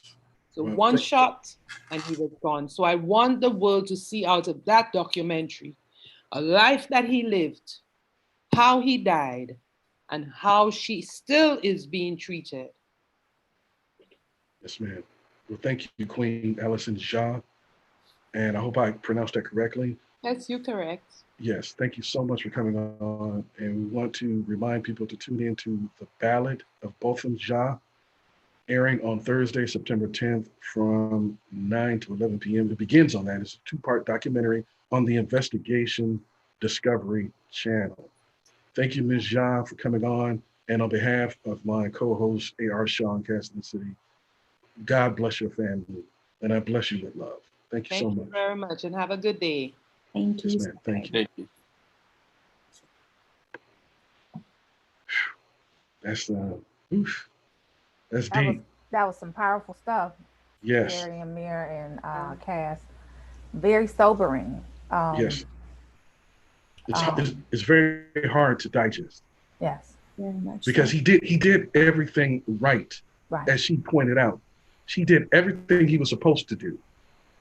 He was achieving the American dream, and then he was going to take that dream back home to have aspirations to become a prime minister in his home country. He stayed out of trouble. He stayed away from the problem areas. He got his degree. He got a good job. He was doing everything that he was supposed to do. So, yes, it's very hard to digest, but thank God that people will be able to understand what he was really about achieving his dreams in the documentary that airs tomorrow. So the documentary airs tomorrow on what network, Terry? Yes, the Ballad of Botham Jah airs on Thursday, September 10th from 9 to 11 p.m. on the Investigation Discovery Channel, the first of 2 parts. Okay. So tune in and find out about the real Botham Jah. That's definitely tuned in. Deep stuff this morning, y'all. We talked about being Black men in America and how, that's a challenge in and of itself. And then we talked about Botham coming to America, wanting the American dream and having it snuffed out by a white female police officer that was on duty. Yeah. So, like his mom said. Well, We have another guest on, but we've definitely had some great conversation today, and we are excited to welcome on Natalie Nicole this morning. How are you? Hi. Hi, how are you today? Good morning. Good. Welcome to Rolling Out AM, the Wake Up Call. We are here with my co-host, Portia Monique, Ty Cooper, and myself, Cass in the City. Just tell us a little bit about yourself. Good morning. Okay, well, of course, my name is Natalie Nicole Smith. I am really just a woman that decided to go for it. I graduated from Howard University in 2010, jumped into the entrepreneurship world. I opened up my first salon when I was 22 years old, had a salon for about 7 years, and I got into direct sales and took on the charge to help 1,000 families all across the world really build their brands, their bodies, and their bank accounts. So as I'm here in Mexico right now, I'm still able to work remotely. I'm able to help so many women, especially that's really my target market, is really help women become free, help families become free. And that's just what I do every single day, and I really enjoy it. What you say, sis? You in Mexico? Oh, I'm in Mexico. Let's see the views. Yes. All right, those are some lovely views. I know. Let that be your background. Like Mm-hmm. that's listen, right. my boyfriend just said that with the lighting. The lighting. We could, yeah, with the lighting. Okay. That's awesome. Well, definitely tell us what led you to entrepreneurship. What inspired you in that way? You know, the truth is that when I graduated from college, Sally Mae called me. I'm not sure if anybody had student loans, but they called me like literally the day I graduated. And when they called me, they said something simple as this. They said, hey, is this Natalie? I was like, it depends, right? And I said, you owe over $100,000 in student loans. So immediately, fear crept in. And I went and checked my credit score, and they was very accurate. And I said, you know what? In college, I had a top secret clearance with Department of Defense, the FAA, Department of State, and that salary wasn't going to cut it. So I made a very quick decision. I sold my car at the time, enrolled myself in a Veda Institute, got my aesthetics license, and I said, I'm going to be an entrepreneur. And being an entrepreneur, as anyone knows, it takes money to make money. So from 22 years old until now, I'm 32, I'll be 33 in about 2 weeks on the 29th of September. I've been a full-time entrepreneur. So I have still a retail store in Maryland. I'm in the process of opening up another location in Houston, Texas right now. I'm a best-selling author, which I do still believe my book, Becoming a Brand, that's on Amazon and on my website, it speaks about becoming a brand and why it's so important to build your name. Because as an entrepreneur, you should be able to dive into different business endeavors without people saying that you're all over the place, So if I wanted to get into real estate or whatever I decide to do, because my name holds weight, because I have created, I would say social proof, right? I've created financial proof. I've been able to do a lot of things in the community, and on social media. Now just being an entrepreneur to me is a way of life. And anybody watching right now, keep your job. But because we're going through such a different economic time right now, it's so important to have something that is fueling your passion that can give you some type of income. It sounds like you went through the corporate world and then you transitioned like into the entrepreneurship beauty world. So a lot of people would say you did it like backwards. They would say, no, like, that ain't you backwards. don't have any money with being an entrepreneur. Like you don't, the safest way to do it, you got these student loans, you need benefits, stay on that corporate job, honey, and just save your money, etc. What was that transitioning point for you to say, no, it's entrepreneurship that would get me the money I need to pay back these student loans and grow a profitable business? What was that transition point for you? What led you? It was really simple, and I'll be honest with you. This motivates me. I looked at my bank account and I realized that I was a little behind, And I realized that there were certain things, and it wasn't really about the material things. It was just certain things of life that I believe I deserved, you know? And I said to myself, I said, you know, Natalie, you know, you can either struggle or you can either try to figure this thing out corporately wise, or you can go ahead and understand that faith and fear does not operate in the same space. Either you have faith and you trust God, or you're going to operate in fear. It was very simple. And I live my life on biblical principles. So even getting into direct sales, that was another way of entrepreneurship. I needed something to sustain my traditional business. So some people have businesses and they go back, like you said, to the corporate world because they can't stay afloat. But that was not an option for me. I said, I need to find something that's going to be able to pay me an income so I can be able to fuel my dreams and show that. And this is, I think I did this for the culture too, right? Because I do believe that so many people were in my ear saying, oh, you should quit, or oh, you should get a job. My grandmother was like, you have a dual degree from Howard University. You need to go get a job and do this part-time. No, I stuck to what I believe, and whatever, and you already know, whatever you believe in your heart and you ask God in prayer, that's Mark 11:24, it's already done. And I do believe that manifestation is real. So when you say to yourself that you desire certain things as an entrepreneur, even though it doesn't look like it, that it's going to be like it, all the pieces are not there, you have to understand that in due time it's going to happen when you put in the work. So that has been my mantra in life for many, many years. Since before I even was able to manifest certain things, I've always believed that entrepreneurship was the way of life.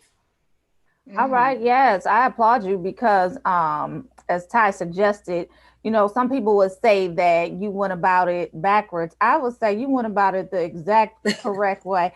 And had somebody told me that, you know, I didn't have to go the corporate route. Right.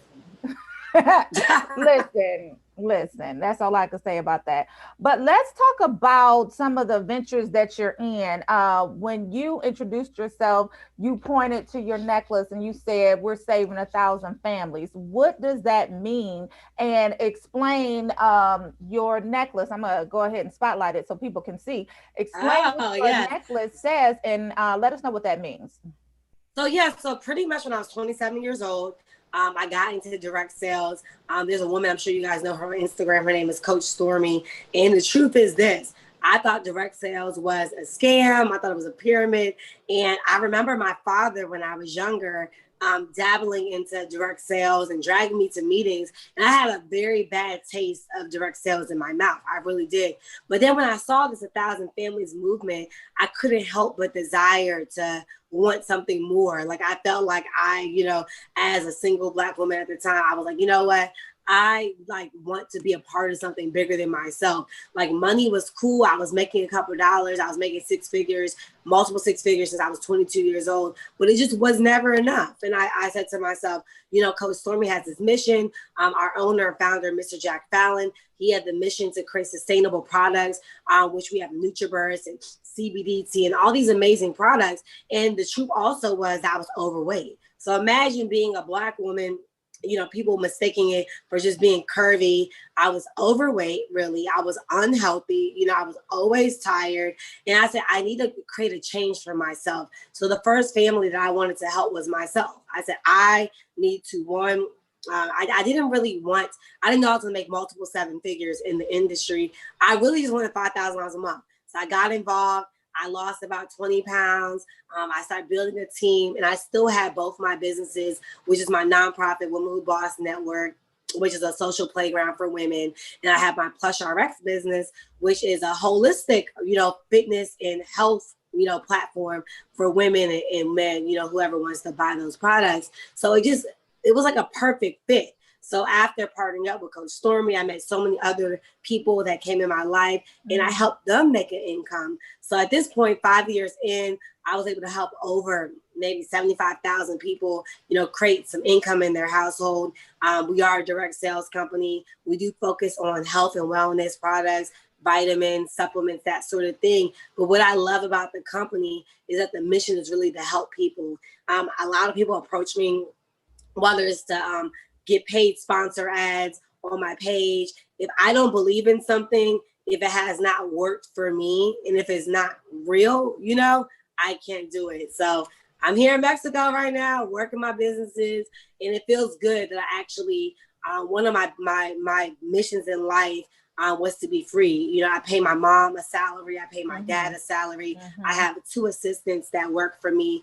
I have a staff branding, of course, EPI is my publicist, Ebony, and I have a team that it takes a village to be able to build a brand.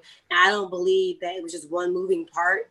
As far as 1,000 families, it was 1,000 families. TLC, that's the company, Total Life Changes, is what really fueled, the dynamics of what I have going on as an entrepreneur. Well, congratulations on all of your success, and shout out to your colleague, Keisha Green. I'm sure you know Keisha. She's a host on the show. She hasn't been here in a couple of weeks because she's out building her businesses and doing some other things. She has some really large launches going on. So shout out to Keisha Green. And also shout out, go ahead. No, go ahead. I was like, Keisha's amazing. Yes, and then also shout out to your upline, Stormy, who's at the forefront of this 1,000 family movement that you guys have. The visionary, yes. Yes, she's the visionary. So congratulations on all of your success. We're not gonna hold you because you are in beautiful Mexico. I know. We're working over here. It's a workation. Okay, well, have enough fun for us. You're gonna have to send us some of your products too. You said you lost. I will. Yeah, you said you lost 25 pounds. I lost 25 pounds. My skin, I don't really wear makeup today. I put a little bronzer on for you guys, but bigger than the products, you guys. As women, you know how we love to feel good. We want to be able to look good and feel good. That adds to our confidence and all that good stuff. So I'll be sure to send you guys some of those products. And I also have a plush line, which I have skincare products. I also have fitness, apparel as well. So I'll send everybody on the show some stuff as well. Absolutely. We would definitely appreciate that. Well, go ahead, enjoy your vacation. I have not had one this year. I'm just putting it out there, but I'm claiming that we're going to do. It's coming, girl. It's coming. It's loaded. Absolutely. Well, like I said, congratulations on all of your success. Thank you for stopping by the Rolling Out AM Wake Up Call. And, shout out to your upline, Keisha Green, TLC, all of that good stuff. And have fun on your, what you call it? A staycation? Workcation. Have a lot of fun on your work. Yeah, shout out to my upline is actually Coach Stormy Wellington. Shout out to her. Thank you so much, Coach, for just being my partner. And shout out to Ebony. I want to make sure I put Ebony, EPI Media. They're amazing. Thank you so much for just bridging the gap. I love serving your platform, and I'll be happy to come back whenever y'all need. I got y'all. All right. Thank you so much, Natalie. All right. Thanks, Natalie. Have fun. Right. Bye-bye. Get in that ocean. Get in the ocean for me. I give you a little view. Yeah. Get in that ocean. Get in that ocean for me. All right. Thank you. Have a wonderful day. Bye-bye. All right, bye-bye. That view. Let's talk about that view right quick, because I need that in my life. Jesus. I don't think that's what the point of her. Can we touch and agree on that? Somebody help me out. Ty, I love you. Thank you. Thank you. I receive it. I'll touch and agree on that. Oh, goodness. Now, I was like, wait, no, don't turn your camera. Girl, right.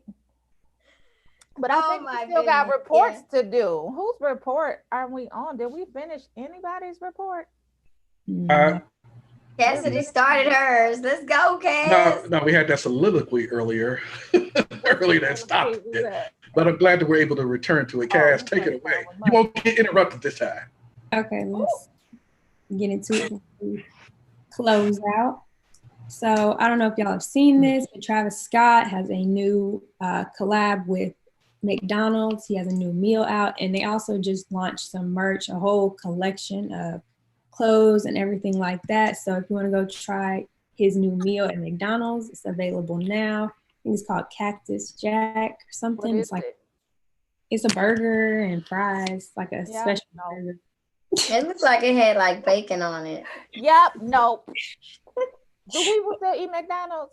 I mean, I like their fries, but like I don't eat their burgers inside. I do like their fries, but people do. And he was just at a local yesterday, and they showed up, and they tons of his fans were there. Like, it was kind of like, yeah. They showed up. My thing is, shout out to like the marketing team at McDonald's. They hire a lot of black firms to do some of their stuff, and I think they hopefully they got a black firm to do this campaign. It's definitely smart, to bring in Travis Scott, someone who's young, edgy, and who can still he's someone you can put in and everybody likes Travis Scott. Yeah. And so I think it was a great marketing decision for McDonald's. I probably won't eat the meal, but shout out to McDonald's for reaching out to the hip hop community. Keep it real, Amir. Keep it real. No, I will eat the fries and I will eat the apple pie. Like, I grew up on that staple. So yeah, definitely. So up next we have some celebs who are, standing up and making it known that they want people to get out and vote. Before we get into these birthdays, Quavo, Usher, some other celebrities, they're joining this Just Vote campaign. So big ups to them. They're offering incentives so that people can make sure they're registered and everything like that. So big ups to them, especially in this moment. They're working to get, at least 50,000 people registered to vote ahead of November's election. So this is a big deal. We definitely want those people of influence to encourage. And I don't know if y'all could see my necklace, but I was inspired by Michelle Obama. I do have on a vote necklace, so okay. I do have on the vote. Romeo, on your eyes, and I'm selling them too. So if y'all want a vote necklace, hit me up. That's all I'm saying. Yeah, Where can we get? That's what I'm talking about. Where can we get the vote? Portia Monique International is my line. DM me. So are you encouraging people to vote, or are you pandering your I'm wares? encouraging people to vote. Oh Lord. And I want them to wear it on their neck. Say it loud. I'm black and I'm proud. You know what, Portia? Go right ahead. Yes, ma'am. I'm here for it. I'm definitely gonna get me one and support you, sis. Absolutely. I was thinking the same thing about Travis Scott. Like, you're at McDonald's selling a burger, but what profit are you really getting? Maybe he should make his own because they're after it. So, but good job, Portia. I'm here for it. Portia, does this come in male sizes?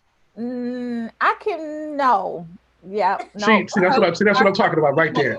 That's what I'm talking about. She's dividing the community. See. Portia said, "I can."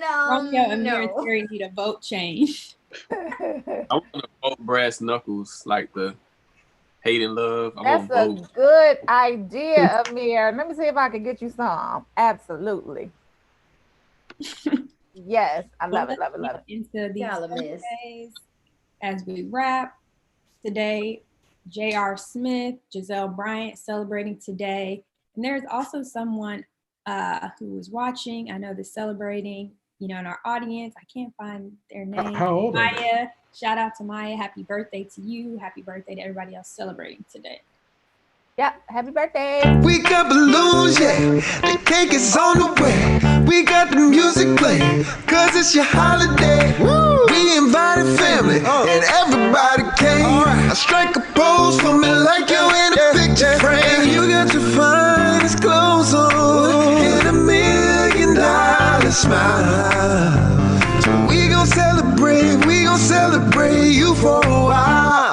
And don't forget we got the candles when you away. Don't forget we got the candles. Happy birthday, gonna celebrate you for a while. Candles, blowing you away. Wait. Candles. Happy birthday, happy girl. So if you're proud to make another year and wave them in the air.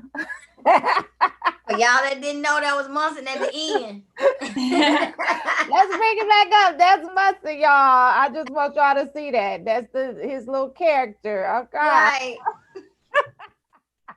Happy birthday. Happy birthday, y'all. You on mute, Romeo? And you keep shaking your head and rolling your eyes. What's on your mind, brother? I know. I can't hear you. As We can't hear you. Y'all can't hear me. I'm talking. We can't. No, we can now. We can now.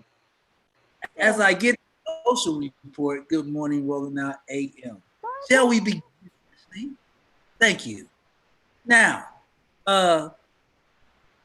yes, now, congratulations to all women who got that WAP. Cardi B, top, dominating Spotify and YouTube with this song. So congratulations to Cardi B. Congratulations to all my ladies who celebrating the WAP. Next up, we have Ty. Stop looking at me like that. Next up, very disturbing. Mayweather's boxing prodigy, Danny Gonzalez, was shot dead on Labor Day weekend. According to reports from police, Gonzalez was hanging out with friends on September 7th when an unknown assailant approached him and just opened fire, and they pronounced him dead on the scene. Now, I'm not sure all my boxing connoisseurs know this, but I watched this young man's YouTube. This dude was gonna be a beast. He was gonna be a pure freaking beast. I am advocating this. Hey man, and it's gonna sound bad, people. Hey, once you get your spot, you gotta watch the people around you, man. The fellas just talked about it earlier. Amir just said it earlier. You gotta look at the whole court. You can't just be the same places, man. And I feel bad for this young man who was 22, I think, 21. No, let me back up. 18, 19 at that. And he was talented. So respect to him and his family. Sad. We didn't even get a chance to really just see his talent flourish. Man. If you Ty sometime today, Google his YouTube. Like this dude not only being trained by Mayweather, but this dude's natural ability. Oh, he was gonna hurt some people. Wow. When he got his license, he was gonna hurt some people. Last up on the list, I don't know where we want to go. Where we going? We going with Boosie or R. Kelly? Matter of fact, thank you for. I'll go with Kanye. Let's go with Kanye. Kanye said, first of all, he already done walked on water. Okay, he done did that. He got more money than Trump. Got more money than Trump. He did that. He said he denied meeting with Bernie Sanders. He wants to sit down with Joe Biden. Kanye West, on behalf of the Black delegates, delegation. The Black delegation. We are trading Kanye for Justin Bieber. I want Justin Bieber, and I just gonna ride with that one because he gotta go. And last but not least, I want to make this statement before we move on. Hey, there was another shooting in Atlanta at the Blue Flame last night. Hey man, I don't be bothering y'all. Can't mess with cheaters and Blue Flame. Like y'all, stop playing. Y'all messing with my life. Stop playing. Okay, now let's go. Move on. Yeah, Atlanta was crazy this Labor Day weekend. It had like Pride weekend, and it was like a Pride rumble. I'm not sure if you got a chance to see that, but it was a lot going on in Atlanta this weekend. Like, yeah, it was a brawl. It was a brawl. No. Yeah, at Pride weekend, it was like they were walking the streets just beating people up. Oh. Dang, they was thugged out, huh? Funny. It was Black Pride weekend. No. Get him. Hey, man. That's not funny, Romeo. That's sad. Yo, it's not funny, but then when I think about it, I mean, it's Atlanta. It's the world. It's Pride weekend. What are you mad about? You're supposed to have pride. Come on now. We supposed to walk in peace, hand in hand, brotherly love. What they doing? Love. And you should be social distancing anyway. Anybody got time to be fighting with nobody? Social distancing. Get away from me. Right. So I know, right? imagine fighting and then walking away with COVID after you fight. Like, who does that? Oh, Wait a minute. A lot of people are doing that, man. I drove by so many bars and restaurants that were packed this past weekend. Not It was just packed. They were overflowing. There was a place they had a line outside the door and nobody was wearing masks. And I'm just like, wow, really?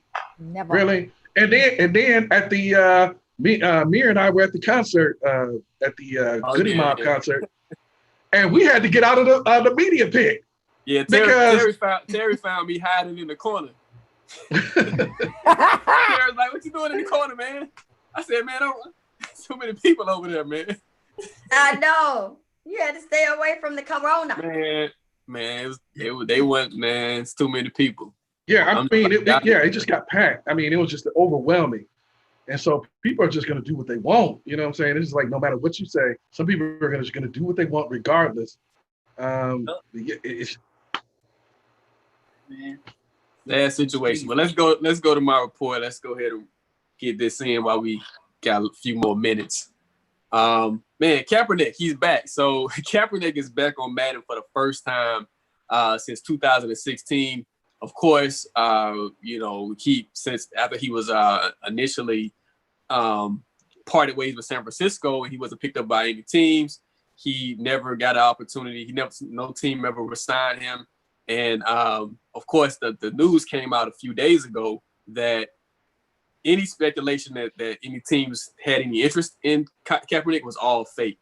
Like all the interest was fake. They never had any intentions of signing Kaepernick to any team. So that's the report that came out a few days ago. But I want to show you guys Kaepernick's touchdown dance on Madden. Oh, okay. So his touchdown celebration is the black fist. If you score with Colin Kaepernick on Madden, he will make the black fist sign, the black power sign. So that's a good thing. So if you're a Madden fan and if you wanna play the game this season, you can definitely pick up Colin Kaepernick as a free agent and put him on your team. He's actually has a good rating. He's an 81 overall rating, which is really a good rating for a quarterback. So, if you're a Madden fan, definitely, pick up and play with Kaepernick if you get the opportunity to. Do you guys still play Madden? I haven't played in so long because I don't have the time to play like I used to back in college. But back in college, I was a beast. But I just don't have time anymore. Did anybody play Madden on here? Oh, yeah, man. I used to be addicted to it. I had to leave it alone, man. It was like it was over like drugs, man. I had to leave. I had to step away. I had to stop playing, man, because I was addicted. I was in national contests. I was playing a day and night, not getting my work done. Did you win some money though? Like in those national contests? I'm just curious. The regional contest, yeah. I did. You did? Yeah. And all right, bro. Yes, you gotta start giving me that look. Of course I play. And yes, Portia, if you get online right now, you can actually join a Madden tournament league. The one I'm in right now, 10 stack prize. So y'all actually play for money. Y'all win money playing video. I don't know. There are professional gamers. They'll give you a schedule and they say, like, Romeo, you're playing somebody from Colorado at 5 p.m. Exactly. Wow. I guess. What you say, Cass? Don't be trying to whisper that. A lot of time. She said y'all got a lot of time on y'all hands. That's what she said. That was shade. I guess I'm gonna ask Portia. Do you play Madden? Never. Cass, do you play Madden? No, I used to play back in when I was little. Did you? So let me ask you this. Let me ask the women this. Since y'all don't play Madden, would you guys get upset if your dudes play Madden? If your significant other plays Madden, would you get upset? Well, all the time. Yeah. So for my kids, they play Madden. So I be trying to hide their games so that when they go in the room, they be like, "Ma, you sing? No, do your homework." Do something else. But for my dude, no, I don't. I mean, if he needs a hobby, then okay. But do you not know the sexiest thing is a woman who enjoys Bring video home games. some bacon.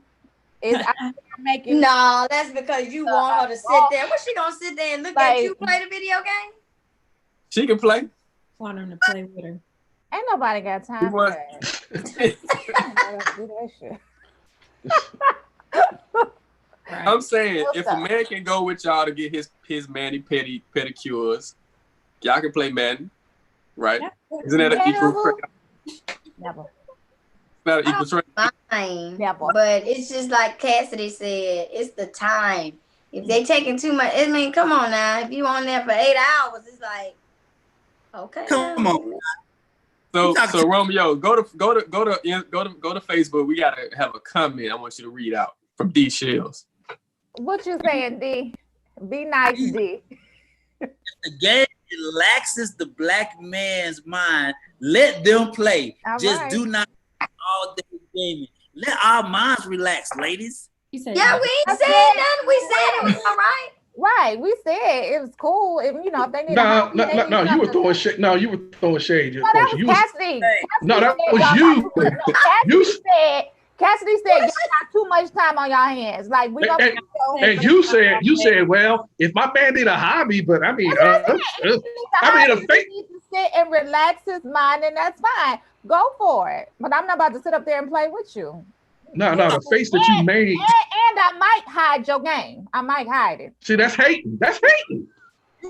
What if that's like his only release? Like, what if like this is his? If that's his only release, he ain't got no girlfriend. I need to know the man if that's his only release. I'm just right. If that's his only release, he ain't got a girlfriend. Releases was the wrong word. I'm sorry. That was definitely the wrong word. Yeah. That was the wrong word. Sorry about that. That was the wrong word. Oh Lord. That's his only way to, like, you know, relax. Yeah, his hobby, his side hobby. You know what? I learned, man, it's a lot of women who don't share with their man. I see that now. It's a lot of y'all. Yeah, y'all will ask us to sit there and watch a Lifetime movie. Y'all will ask us to go to the mall and y'all will try on 20 different browns, and we got to give an opinion that y'all don't listen to. But when it comes to a game, we can't get the PS5. You know what, black men? Get your. You know what, Romeo? You need to stay. You need to speak for yourself because all black men are not like that. Okay. And I'm sick of you trying to lump everybody in there with you. Because I know Amir or Terry may not even feel the same way that you are, but you their mouthpiece. Hey, she shut you down, bro. Fellas, you know your man, get your man or get your husband a game. Come on, Amir. I get him the game. So I get him the game, all right. He don't know what to play, right, Ty? He knows exactly. He know exactly what to play. So that's to all my young fellas, man. You reach a certain age, you're just gonna have to let that game go, man. Games go. You do. You got. Amir, it's your for woman real. of the game. It's your woman of the game. You gotta pick right. one. You really do. Real low, but she's you really do, some man. hits too, y'all. Y'all better listen to Cassidy. You got. Hey, you remember the 2 Live Stews? They said they used to play that well into their 40s, until their wives, it caused problem in their marriage. So yeah, man, you know, at a point you really do. It's like crack. You got to give it up. You got to go to counseling. You got to give it up. No hobby. But y'all don't understand. Look, Romeo like, don't want to give it up. That's why he's still single.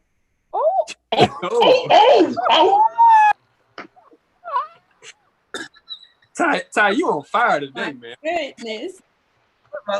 You burning all of your. You hurting feelings. You hurting feelings today. Hey, Ty, is it safe to come back out? Romeo about to cry. I'm sorry. Okay, I give. Okay, I'm sorry. I'm sorry. I'm gonna tell you what women are not gonna touch. You're not finna touch my action figures. You're not finna touch my PS5 that my mama about to buy me. And on top of that, you're not about to touch my comic book. Go on to your last slide. Good night, everybody. Action, Romeo. Wait, Romeo. Romeo, you got action figures? I got action figures. Everybody. I thought you had a last slide. Right. I do, man. I do have a With last. the But last I want to slide. talk about this action figures. Talk about what his mama about to buy him. Let's go on to the last doggos. We just gonna play this. This is a situation that happened in Tempe, Arizona. Of course, another incident of racial profiling. A black man who works at a hotel. Well, actually, this is what happened. A white individual had a gun and I think he brandished the gun at a hotel. He was a suspect, and police came, but of course, they apprehended the black man who was actually an employee at the hotel. So let's play this video. Day after a police officer held a black man at gunpoint while looking for a white suspect. Body cam from the incident on August 29th shows a Tempe officer responding to a hotel. There were reports that a suspect held a gun to a hotel employee. The manager described the suspect to Officer Ronald Kurzaya as Caucasian male wearing a black shirt and white pants. Officer Kurzaya then walked to an outside exit with his gun drawn. Video then shows a black man walking out of the exit, a man officials say is a hotel employee. The officers held the man at gunpoint until he could prove employment, in total taking about 2 minutes. The armed suspect from the call was not located. Officials say the incident remains under investigation. Yeah, so that's just another incident of racial profiling. Of course, we talked about this earlier today about, just having the things you have to deal with being a black man is just crazy. And, I mean, that's you be doing. another. Sorry, go ahead, Terry. No, I'm sorry, I didn't mean to interrupt. I was just talking. Oh, but yeah, about no, it's just another sad situation where a black man minding his own business at work gets apprehended because, of course, he's a black man and the suspect is white. They knew the suspect was white, but they took their guns out and decided to detain the black employee. So just another sad incident being a black man in America. But we want to lift people's spirits up. Let's go with positive thoughts. I got to go with Ty first because she's been so vicious this morning to Romeo, hurting Romeo's feeling. Romeo's going to cry after the show. So, Ty, you got to give a positive thought. You got to start off because you hurt Romeo's feelings. Oh, no. I don't have a positive thought. This is bad. Oh, Do you want us to come? Do you want us to come back to you? You want us to come back? Okay, I'm still left over from that energy. Portia, can you please help us? Well, she's been hating all day, so I don't know about her stuff. I don't hate. Well, Cass, can you start? Hold on, hold on. No. We need somebody positive to this start. What we about to do for Terry. Hold on. I already know what's done. All right, Oh. so let me go ahead. Oh! Let me go ahead and do my Listen, y'all trying to get canceled this morning. Y'all stop. We on the positive thoughts. We're gonna make some memories, some good memories. So I have a quote from Dr. Seuss today. Dr. Seuss. Dr. Seuss. It's school time. I used to love Dr. Seuss books. Yes. But Dr. Seuss makes a lot of sense a lot of the time. You'd be like, dang, that makes sense. So anyway, this quote from Dr. Seuss basically says, sometimes you will never know the value of a moment until it becomes a memory. So my positive thought to everyone today is to go out and make some great memories and be in the moment. Cherish the thoughts. I'm going to pass it to my sister, Cass in the city. I'm gonna get you for that, Portia. Take that. That's good. My positive thought of the day is just check on those around you, check on your brothers, check on your sisters, and make sure everyone is good because we're all going through a rough time. We all need support. I'm gonna pass it back. No, I'm not gonna pass it back. I'm gonna pass it to Amir. Well, Amir is gonna close us out, so let's pass it to. Forget that. Okay, I'm passing it to Romeo. Black men, if your peace of mind is not to have to pay $2 million, if your peace of mind is not to have a slick comment from Cass in the City, if your peace of mind is to play your game so that you cannot tie yourself down and be cooped up. What I want you to do is find your peace of mind, black men, and stand strong. I pass it to King James. Yeah.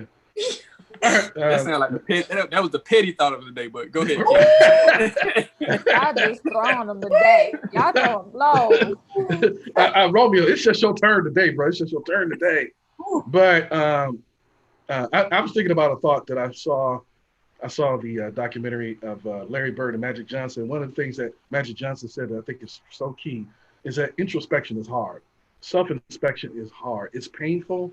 It's embarrassing. But it's necessary, and you will get healing. It's like taking that old nasty, or getting a shot at the doctor. It hurts at first, but it makes you better.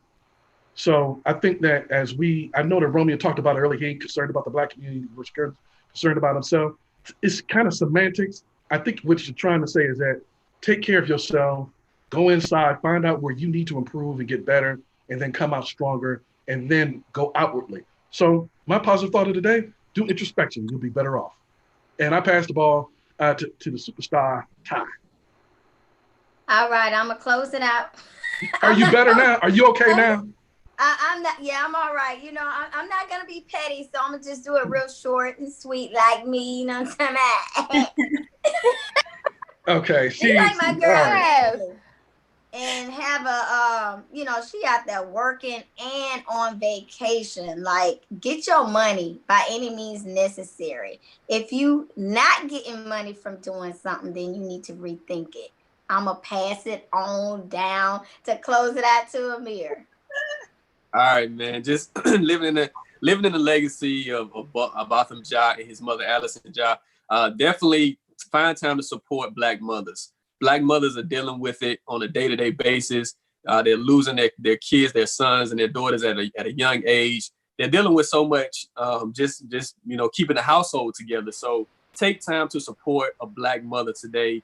Show appreciation in any way you can. Just if you still have your mother with you, show her that you care. Show her that you love her. Your grandmothers, your aunts, just show that you care because they're dealing with so much on a day-to-day basis. And we want you guys to enjoy the rest of your day. This is hump day. Get over the hump. Make sure you're doing something that's going to get you through this week. We're going to leave the pettiness behind. We're going to leave the pettiness on hump day. And put down the action figures. I mean, come on, man. Yeah, I like wow. He collects action figures, so we're gonna support our brother. We're gonna support him because that's why he don't have no girlfriend. That's what you said, Ty. You said that's why he don't have no girlfriend. Oh man. We're gonna make it. We're gonna keep it positive. Ty has not been positive this morning. That's usually my queen. I don't know what's going on, but she's vicious this morning. The queen be sitting in that chair with that wand, and she just snatching them. She's snatching bodies today. But we want you guys to have a great day. I am A.R. Shaw, Ty Cooper, the first King James, Cass in the City, Portia Monique, Romeo International with his action figures. You go ahead, brother. You have fun with your action figures. Wow. We out. This is Rolling Out AM. Check us out. RideCon is coming. We want you guys to follow us on rollingout.com. We're going to have more information on RideCon. So definitely stay tuned to rollingout.com. We have some great news to give you guys. We out. Peace. See you guys tomorrow.